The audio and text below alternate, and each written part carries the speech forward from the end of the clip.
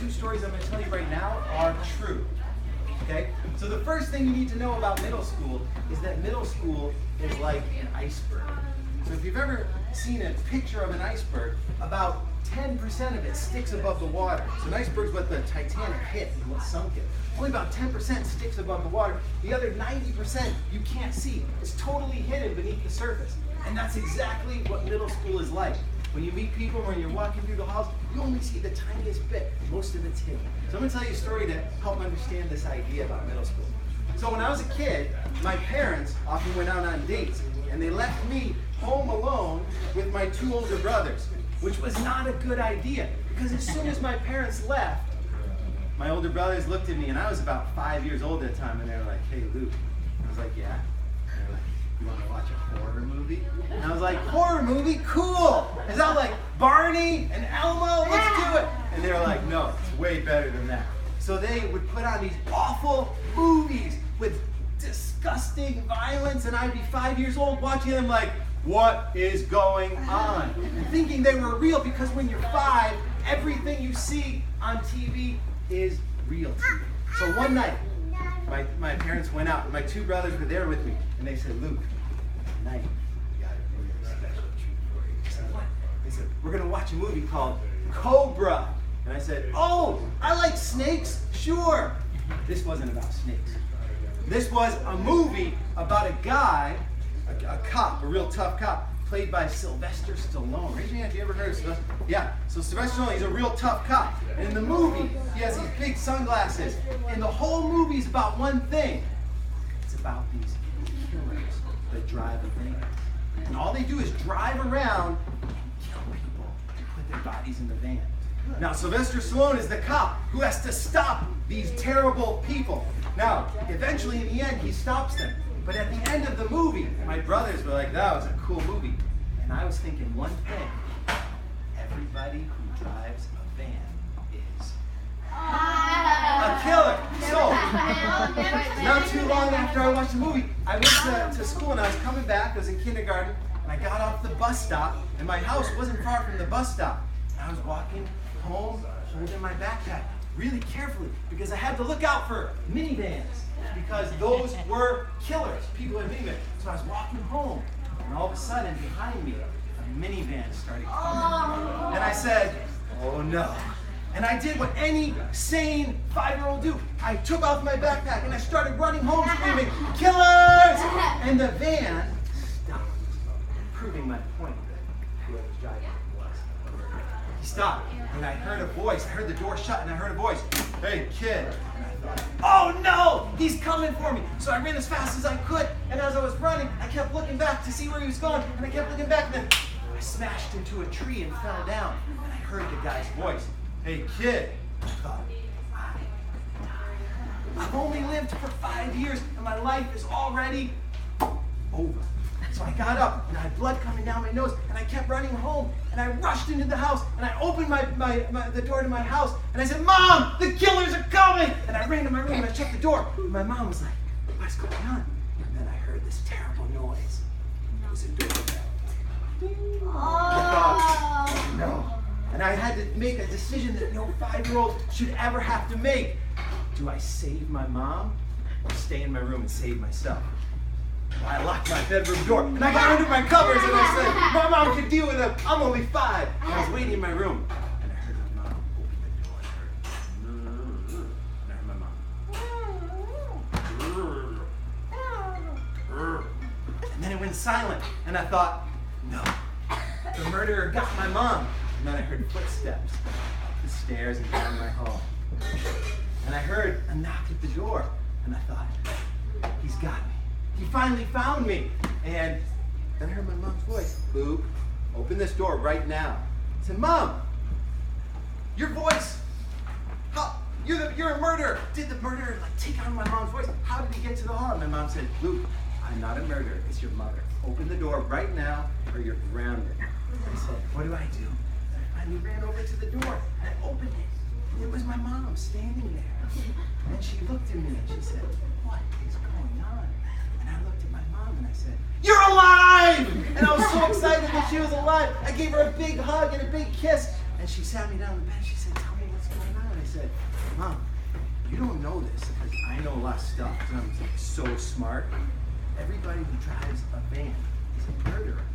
And my mom, loving, kind mom, started to laugh at me. Can you believe that? She started to laugh at me. She was laughing and laughing. I said, Mom, this is not funny. Why are you laughing? She said, Luke, that is not true. She explained to me that it was not true, that lots of nice people drove minivans. Now, it took me about 2 more years before I really believed that everybody who drove a minivan was not, in fact, a murderer. It took me that long because what I see in that movie, I believed so fiercely was true. Now, the one thing that really helped me believe it wasn't true was one day, my dad came home and he said, look what I bought. And guess what it was? A minivan. And I had to decide, is my dad a murderer or is he just a normal guy with a big bushy mustache? And I finally stopped believing that. Now that's like middle school. What that little bit, that 10% sticking above the surface is like my belief about minivans.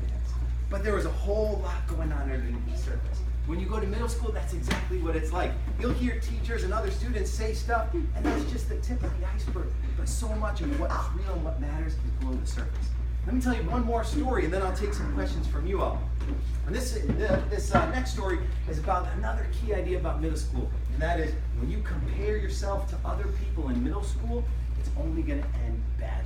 So here's a quick story about something I did with my oldest brother, Chris, who's deaf. So my oldest brother and I, we used to run together. In middle school and in high school, we loved running. And we had this dream that one day we were going to run a marathon. Anybody know how many miles a marathon is? Yeah. 28.6. Really, really close. 26.8. 26.2. 26.2, yeah. 26. So it was a big dream, but we thought, hey, it's really cool, we can do it. And so we trained for loads of years. And finally, I was going to college and I was in England. And we found out that the London Marathon was happening in April in England. And I was a junior in college. And so I wrote my brother Chris an email and said, do you want to try to do this? And he's like, yes. So we trained all year. April came, the day of the marathon. We were psyched, we were pumped. We were like, this is our dream. 26.2 miles, we can do it. We had no goals of running it fast. We just wanted to finish. That was our only goal. And when we trained, we ran about 9-minute miles. So for 1 mile, it took us about 9 minutes. Now the race started, and there were like 20,000 people everywhere. And we got kind of excited, and we thought, the London Marathon. Now little did we know that the winner of marathons usually runs like 5-minute miles. That's like twice as fast as what we did when we were training. But we thought we could do it. So we started off really fast, and we were passing some of the fastest runners in the marathon, and we were like, ha ha, we're so fast, we're passing you. And we got to about 1.5 miles. And we were like, ah! We were exhausted. And all those runners we passed started to pass us. We started to slow down more and more. Let me tell you, it is a bad feeling when you're in a race and you see everybody passing you. But we just kept reminding ourselves, all we have to do is finish. That's our only goal, is to finish the marathon. So we kept going.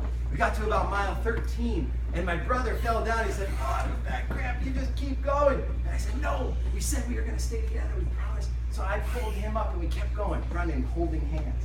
Then about mile 16, I fell down. I was like, forget it. I can't do it. I feel like I've got diarrhea coming out of my ears. You keep going, I'll stay here. My brother pulled me up and said, no, we got to do it together.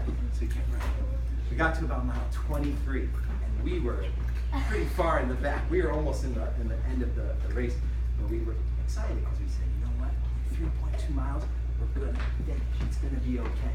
And at that exact moment, running right past us was a gentleman carrying a full-size canoe. And this guy just sort of barreled past, like, come on guys, you can do it, keep going. And in that moment, it was like somebody took a hammer and grabbed my heart. What's your name? Eli, like somebody grabbed Eli's heart, took it out and said, boom, boom, boom, boom, and smashed it with a hammer. That's how I felt when this canoe guy passed us. I thought, man, I knew we were going slow, but now Canoe Man is even going to beat us. We're like the slowest people in the face of the history of the earth. And we just felt like, what's the point? My brother and I looked at each other and said, maybe we should just quit. Not only are we not going to win, the guy carrying the full canoe, like 80 pounds, that guy is going to be faster than us. But we didn't quit. We kept running. We crossed the finish line. And instead of what should have been like an exciting moment and a dream achieved, we felt like we were failures. We felt like we ran 26 miles and we failed. So it was a while after that, and I felt like, man, that wasn't very good. We didn't do a very good job. And then I saw this quote in the book I was reading. And the quote was from a past president named Teddy Roosevelt.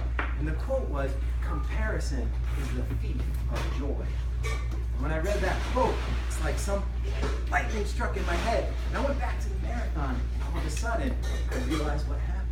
When I was running, when Chris and I were running at mile 23, we felt pretty good. But then Canoe got past us. And in that moment, all the joy we felt disappeared. And that's what happens when we compare ourselves to others. So when you go to middle school and you look at somebody and you're like, man, their biceps are like 12.5 times my size. Their eyebrows are perfectly and they look so smooth. They don't have nose hairs like I do. What's up with that? They don't smell like stinky eggs like me. You're going to compare yourself in all kinds of ways. Or you'll get a grade. If you're the kind of person who you want to get all A's and you get a grade back, like this happens to my students sometimes. They write a big essay for me in 7th grade English and they get a 94. And I'll look at their face and they'll say, like, 94, pretty good. And then they'll look over and see, but he got a 97. Now my 94 doesn't feel so good anymore. Whether you're better or worse than someone else, if you compare yourself to someone else, you're always not going to feel so good. So that's one of the things you want to watch out for. So those are 2 quick things that I always talk to my students about in middle school. But before we end today, do you have any questions for me about middle school in general, about writing, about creating, about any of those kind of things that you